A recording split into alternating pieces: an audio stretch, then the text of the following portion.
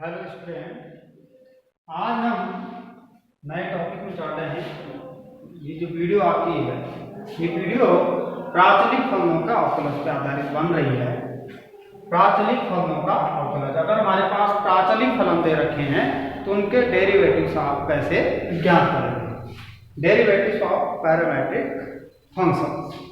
तो इसको समझने से पहले सबसे पहले तो हमको ये देखना पड़ेगा कि प्राचलिक फलन होते क्या हैं और इनका स्वरूप किस प्रकार का होता है। ठीक है, तो क्या होता है कि कभी कभी क्या होता है कि जो दो चर राशियां रहती है, जैसे एक्स और वाई दो चर राशियां हमारे पास हो, तो इन दोनों के बीच में जो संबंध होता है वो कभी कभी स्पष्ट नहीं रहता है। तो इन दोनों के बीच के स्पष्ट संबंध को व्यक्त करने के लिए क्या होता है कि एक तीसरी चर राशि इसमें ली जाती है, या एक तीसरी चर राशि के माध्यम से जो है इनके संबंध को हम स्पष्ट कर सकते हैं। तो वो जो तीसरी चर राशि होती है जिसके जो कि दोनों चर राशि के बीच के संबंध को स्पष्ट करती है, वो तीसरी राशि ही प्राचल कहलाती है। हम यहाँ पर इसकी डेफिनेशन इस प्रकार से दे सकते हैं कि अगर दो चर राशि हमारे पास x और y दी हुई, दो चर राशि है x और y, तो इनके बीच तीसरे चर t के, मैंने कहा ना जो तीसरी चर राशि यहाँ पर ली जा रही है, मान लीजिए कि तीसरी चर राशि कौन है t, इसके माध्यम से व्यक्त संबंध का जो रूप है, यानी इस रूप का जो फलन आपके पास है, यानी x equal to function of t और y equal to g of t, यानी यहाँ पर दो चर राशियां x और y है, इसके साथ साथ हमने यहाँ पर एक तीसरी चर राशि में इस फंक्शन को लिया है t को। तो ये जो t होता है, ये t जो है ये क्या है, तीसरी चर राशि कहलाता है। तीसरी चर राशि यानी इसी t को हम प्राचल कहते हैं। और ये जो फॉर्म होता है x equal to function of t और y equal to g of t, ये जो फॉर्म होता है फलन का, यही प्राचलिक फलन कहलाता है, फलनों का प्राचलिक रूप कहलाता है। ये फलनों का प्राचलिक रूप है। यहाँ पर t जो है, जहां t प्राचल है, ठीक है। तो ये मतलब सीधे सीधी सी बात है कि आपको इस फॉर्म में जो भी फंक्शन दिखाई देंगे, x equal to function of t और y equal to g of t, इस फॉर्म में अगर कोई फंक्शन आपको दिखाई देते हैं तो ये जो फंक्शन होते हैं, इस प्रकार के फंक्शन, ये क्या कहलाते हैं, पैरामीट्रिक फंक्शन कहलाते हैं। ठीक है, प्राचलिक फलन इसको कहते हैं। अब हमें करना क्या है कि अगर हमारे पास इस प्रकार के फंक्शन दिए हुए हैं, जहां बस इसकी चीज पहचान है कि x और y के साथ साथ एक तीसरी चर राशि में ये फलन होगा, यानी t में हो सकता है या किसी थीटा में या किसी में भी जो तीसरी चर राशि, तो वो फिर प्राचलिक रूप वाला फंक्शन कहलाएगा। अब इसका डेरिवेटिव हमें निकालना है, तो जरा देखिए कैसे हम इसके डेरिवेटिव निकालें। मान लीजिए इस प्रकार से कोई फंक्शन आपके पास रखा है, x equal to function of t और y equal to g of t, और हमें करना क्या है, यहाँ पर हमें इसका x के रिस्पेक्ट में डेरिवेटिव y का ज्ञात करना है, यानी dy बाई dx को आपने फाइंड आउट करना है, dy बाई dx निकालना है। तो इसके लिए क्या करते हैं कि भाई अब हम dy बाई dx को ऐसे में तो डायरेक्ट तो निकाल नहीं सकते, तो अभी तक हम प्रोसेस चल रहे थे। अभी क्या है, यहाँ पर थोड़ा सा चीजों को समझने का प्रयास करिएगा। क्या है यहाँ पर, x equal to function of t है, तो सबसे पहले तो मान लीजिए कि पहला फंक्शन आपने लिया। अभी हमें क्या काम करना है कि इसका डिफरेंशिएशन करना है। देखो हमें क्या करना है कि ये जो फंक्शन है, तीसरे चर के सापेक्ष हमको यहाँ पर डिफरेंशिएशन ज्ञात करना है दोनों का। तीसरा चर मतलब यहाँ पर तीसरा चर कौन है, t है, तो t के सापेक्ष हम इसका भी डिफरेंशिएशन करेंगे और इसका भी डिफरेंशिएशन करते हैं। तो सबसे पहले तो हम निकालते हैं dx बाई dt, यानी t के रिस्पेक्ट में आपने डिफरेंशिएशन निकालना है। ध्यान रखिएगा, differentiation with respect to t।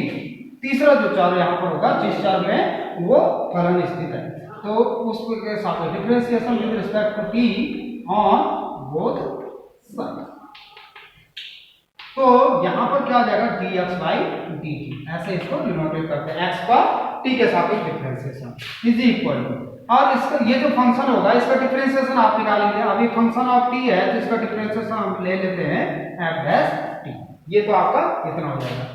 और फिर आपको दिया हुआ है, अब दूसरे फंक्शन को लेते हैं y equal to g of t suppose, फिर वही है, यहाँ पर भी आपको क्या करना है, t के रिस्पेक्ट में डिफरेंशिएशन निकालना y का, तो dy by dt equal to जाएगा क्या, g डैश t।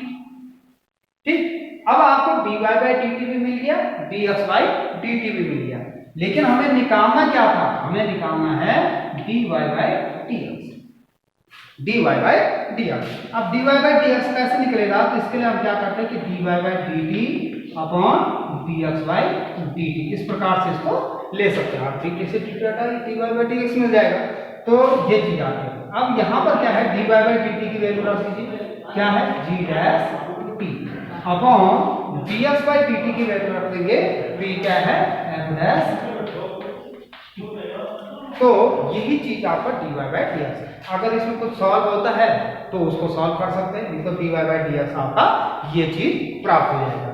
तो इसको जो है आप नोट कर सकते हैं, वीडियो पॉज करके आप इसको, चलिए इसको समझने के लिए हम एक उदाहरण ले रहे हैं, एक एग्जाम्पल है। जैसे मान लीजिए हमारे पास एक ये फंक्शन दिया हुआ है x equal to 280 square y equal to 80 raise to the power 4। हमें चीज़ों को समझना है, हमें ये ध्यान रखना है कि फलन पहले किस रूप में है, सबसे मेन चीज़ है फलन किस रूप में, फिर उसका डिफरेंशिएशन कैसे निकालते हैं। यहाँ पर अगर आप देखेंगे तो ये पैरामेट्रिक फंक्शन है, क्योंकि यहाँ पर तीसरी x और y दो चर राशियां तो हैं, लेकिन इसके साथ साथ आपका क्या है तीसरी चर राशि आपको दे रखी है t। तो जब कभी भी इस टाइप का जो फंक्शन है वो पैरामेट्रिक फंक्शन होता है। अब हमें इसका difference d y by d x ज्ञात करना है। इसमें क्या ज्ञात करना है आपको, d y by d x को ज्ञात करना है, ठीक है। तो इसके लिए क्या करते हैं, सबसे पहले तो करते हैं, चलिए x इक्वल टू आपके पास 280 स्क्वायर।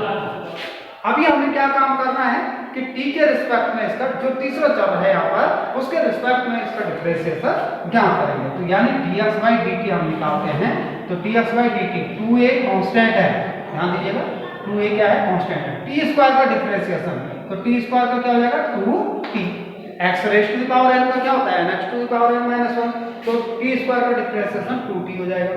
और फिर t के रिस्पेक्ट में इसलिए t का डिफरेंशिएशन 1 हो जाता है। तो यहाँ पर यह आएगा dx by dt is equal to 4a, ये dx बाई dt आपका मिल चुका है, इसको फिलहाल छोड़ दीजिए इतना। इसके बाद y इक्वल टू आपके पास दिया हुआ है at raise to the power 4। अब इसमें क्या करना है आपने, t के रिस्पेक्ट में डिफरेंशिएशन करेंगे, dy बाई dt निकालेंगे y का t के रिस्पेक्ट में। चलिए क्या आ जाएगा a इंटू a कांस्टेंट है और t raise to the power 4, x raise to the power n का जो डिफरेंशिएशन होता है nx to the power n minus 1, उसी के आधा का t raise to the power 4 है, तो इसका क्या हो जाएगा 4t क्यूब डिफरेंशिएशन।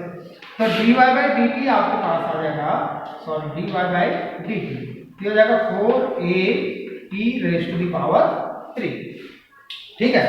अब इसके बाद चलिए यहाँ पर dy बाई dx आपको निकालना, प्रश्न में आपको क्या जानता है dy बाई dx, तो dy बाई dx को हम क्या लिख सकते हैं dy by dt upon dx by dt। ये थोड़ा सा इस फॉर्मूले को आपने ध्यान रखना है, dy by dt upon dx by dt, इससे आपने इसको हल करना है, dy बाई dx मिल जाएगा।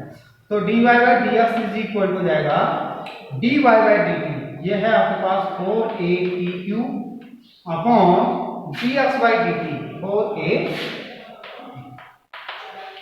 तो dy by dx is equal to 4a से 4a कैंसिल, t एक घात कम हो जाएगी t स्क्वायर। तो ये जो चीज आपको मिली है ये dy बाई dx आपको प्राप्त हो जाएगा। तो ये इस टाइप के हम क्वेश्चन इसमें मिलेंगे हमको, तो हमको सारे क्वेश्चन को इसी प्रकार से हल करने हैं, ठीक है। तो फिर कल हम अगली वीडियो में हम इसके एक्सरसाइज को करेंगे। आज खाली इसका कॉन्सेप्ट था और उस पर किस प्रकार से हमको इसको करना है इसको समझेंगे वीडियो को।